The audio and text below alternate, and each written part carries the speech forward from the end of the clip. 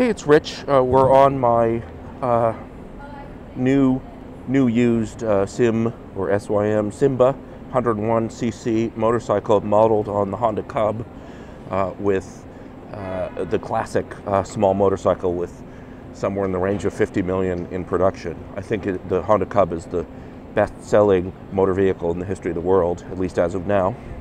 So we're going to start this up and take a ride, and you'll see how it shifts. I'm actually going to kickstart it just because I can, although it does have an electric starter. But turn it on and get it ready, and then let's give it a kick. Ready? There we go. Started right up with one kick. I'll fold the lever back, and we'll go for a ride. It's a pedal shifter like a motorcycle, but with no clutch. Or rather, the clutch is activated by when you lift or push down the shifter with the throttle out. It self clutches, so you don't actually have to shift. You don't have to pull out of gear in order to change gear, but you do have to make sure that you're not revving higher when you downshift than you need to be in the gear you're shifting down into, because otherwise you jerk all around. And I think that's why the bike has a reputation of being troublesome. I don't find it troublesome at all, but I come to it with my most recent experience being a motorcycle rather than a scooter, and it's very much like a motorcycle in the way it shifts. I took this for a long highway ride yesterday, and what I found was that it did very good at 40 miles an hour. And I was on a parkway, not an interstate. Most of the traffic was going in the range of 45 to 55. So with that kind of traffic, it keeps up perfectly well. And on level ground, and I'm a heavy guy, on level ground it does quite well at 50 miles an hour, even a bit above. Downhill, I got it up at almost to probably 62 miles an hour. I got it to on a downslope. On an upslope is where you have the problem, because I mean, I weigh 200 and whatever pounds, and the thing really couldn't carry me up a slope at highway speed. It would drop from 52 to 48 and then 44, and on the grades that you're going to find on normal roads, it was able to keep at or above 40 miles an hour if I downshifted, but not above that. So I mean, this thing it's a motorcycle by state law. It's perfectly capable of ordinary highway riding. And in fact, someone like me would not be afraid to take it on, a quote-unquote real interstate highway. But you have to have a sense of adventure, and you have to feel comfortable controlling it, and you also have to, not worry when people pass you or honk at you if that happens. It actually didn't happen to me at all in the my 40-mile trip back down to New York City. But I have a fair amount of highway experience or road experience on small vehicles. My main motorcycle is a Royal Enfield, which is a little slower than your average motorcycle. So I'm already used to not being the fastest two-wheeled vehicle on the road. So, I sort of know how to behave. But, the advantage of a bike like this is that it's very simple. It's a one-cylinder, four-stroke engine. Basically, as I understand it, the same design that has been in use on the Cub for whatever, decades now. And that means that It's easy to understand how it works.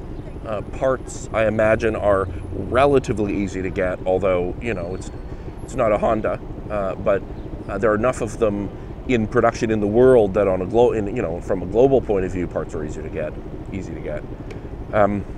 And any competent mechanic can probably do basic repairs without a service manual. So it's an easy, as I understand it, it's an easy bike to work on. It's easy to understand how it holds together and so forth. There was a couple, a man and a woman, who took a long journey, a trek through Asia on a pair of Symbas. And they chose the Symba on purpose for many of the reasons that I just mentioned. They wanted something that was going to be easy to run, easy to repair, and likely to be reliable. And the design of this being very basic and well known, they banked on that being an advantage for them. And I think they were right. So I'm just going to do a little riding here so you can see how it shifts. It's down in neutral now. Now it's in first gear. This is the takeoff, which is not bad. Second gear. First gear again. So taking off in first, second, third at about 20 miles an hour. I'm still in third gear and I'm keeping up with traffic in the city. And I've still got another gear to go. It's a 4-speed machine. So down to second. So it's got plenty of power for the sort of riding that you do on city streets, even a city like New York. Third again, now down to second gear. Third. There's a fair amount of shifting, but it's no different in that respect than what I normally am riding, which is a Royal Enfield motorcycle that requires a similar attention to the gearing as you ride. Now this is someone who's obviously not used to driving in the city. If you're coming up like this and surprised by the stopped bus.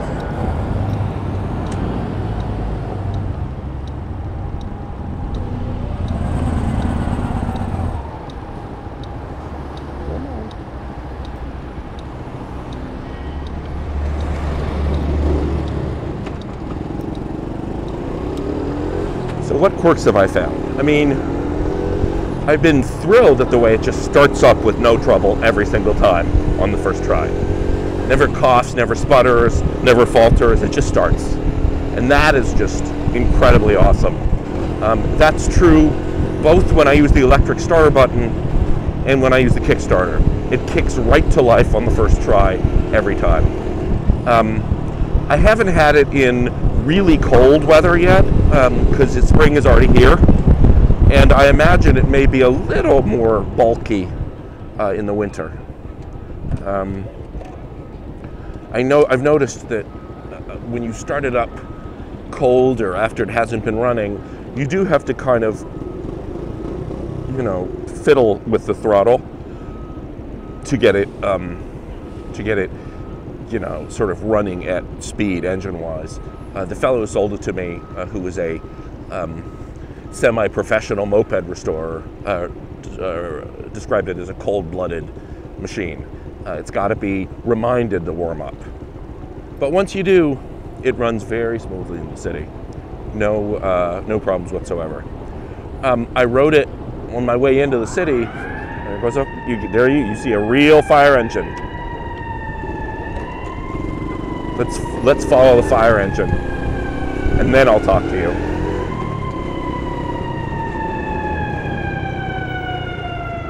Oh no, they're just pulling into the station. No, they're not.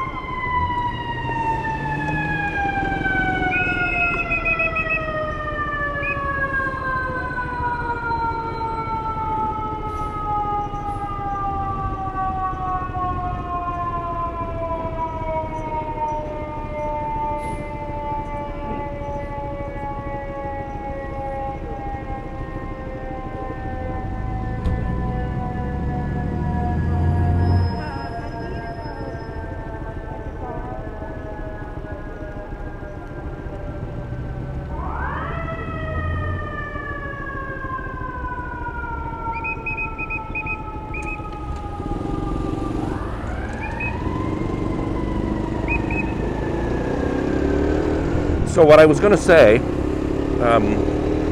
is that on my way back into the city with it, I bought it out in Rockland County in the distant northwest suburbs of New York. Distant, I mean moderately distant. And I rode in down the Palisades Interstate Parkway and then across the George Washington Bridge from Fort Lee, New Jersey into New York. And I was a little, I wouldn't say worried, I was cautious about what the experience would be like with this thing on the bridge. And what I had forgotten is that it's got these big 17-inch wheels. And as a bike with 17-inch wheels, it's almost like a motorcycle on the bridge. I didn't feel unstable at all. It was a very natural ride. And I was very pleased by that because it means that I'll feel comfortable taking it places that I might not want to take a genuine Buddy 50cc scooter or a Piaggio 50 with the little wheels that they have that spin and spin and spin, and you feel a little unstable when they do. I felt perfectly normal on this. I'm bent over a little bit, as you can see, because I'm a big guy. But they sell an aftermarket bench seat for this, and I actually think Honda Passport accessories fit it too. The Passport is the US version of the Cub. But they sell a bench seat, and if I get the bench seat, I'll be able to move my backside back about 6 inches, and my knees will be bent at a more normal angle. I'll have easier access to the shifter and so forth. So even at this, in this configuration, it's perfectly rideable. I just hop on it and go. I had heard that my weight would be an issue because there were published reports that the carrying capacity is 199 pounds. That didn't make any sense because, you see these things all over Asia carrying, 2 adults, a child, and a cargo on the back. So, I don't see how, plus it's sold with 2 seats, so I don't see how 199 pounds could be the actual carrying capacity. And in fact, the user's manual for it puts the carrying capacity in the upper 300 pounds range. So, there's no problem.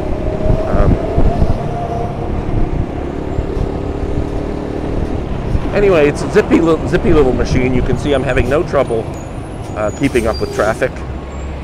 I'm in the right lane only for convenience, not because I need to be because of my speed or anything like that. And here we are, now we're in 4th gear, which is the top gear. I'm at 33 miles an hour, and it's still got plenty of acceleration and throttle give remaining. So I could go quite a bit faster than this or go up a hill and maintain speed.